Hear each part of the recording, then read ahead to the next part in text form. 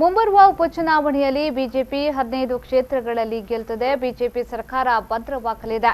ಇನ್ನುಳಿದ 3.5 ವರ್ಷ ಯಡಿಯೂರಪ್ಪನವರೇ ಮುಖ್ಯಮಂತ್ರಿಯಾಗಿರುತ್ತಾರೆ ಎಂದು ಬಿಜೆಪಿ ರಾಜ್ಯಾಧ್ಯಕ್ಷ ಸಂಸದ ನಳಿನ್ ಕುಮಾರ್ ಕಟೀಲ್ ಹೇಳಿದರು. ಅವರು ಮಂಗಳೂರಿನಲ್ಲಿ ಮಾಧ್ಯಮದವರ ಪ್ರಶ್ನೆಗೆ ಪ್ರತಿಕ್ರಿಯೆ ನೀಡಿದರು. ಮುಂದಿನ 3.5 ವರ್ಷವೂ ಬಿಜೆಪಿ ಸರ್ಕಾರ ಭದ್ರವಾಗಿರುತ್ತದೆ.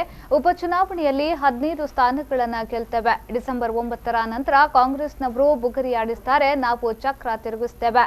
ಸಿದ್ದರಾಮಯ್ಯನವರು ಮುಂದಿನ ಮುಖ್ಯಮಂತ್ರಿ ಎಂದು ಹಗಲು ಕನಸು ಕಾಣ್ತಾ ಇದ್ದಾರೆ ಎಂದು ವ್ಯಂಗ್ಯವಾಡಿದ್ರು. ಅವರು ಬುಗುರಿ ಆಡಿಸ್ತಾರೆ, ನಾವು ಚಕ್ರ ತಿರುಗಿಸ್ತೇವೆ. ಅವರು ಬುಗುರಿ ಆಡಿಸ್ತಾರೆ, ನಾವು ಚಕ್ರ ತಿರುಗಿಸ್ತೇವೆ. ಅವ್ರು ಒಂದಾಗುದೇನು, ಒಂದೇ ಇದ್ದಾರಲ್ಲ, ಇನ್ನು ಒಂದಾಗುದಿಲ್ಲಿಗೆ.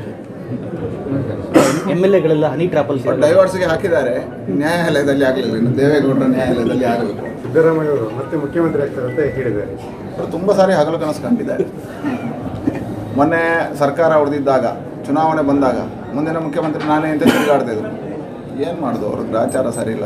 ಮುಖ್ಯಮಂತ್ರಿ ಕುಮಾರಸ್ವಾಮಿ ಅವರು ಮತ್ತೆ ಮುಂದಕ್ಕೆ ಕುಮಾರಸ್ವಾಮಿ ಅವರನ್ನು ಇಳಿಸಿ ನಾನು ಆಗ್ತೇನೆ ಅಂತ ಹೇಳಿದ್ರು. ಏನು ಮಾಡೋಣ, ಯಡಿಯೂರಪ್ಪರು ಮುಖ್ಯಮಂತ್ರಿ ಆದ.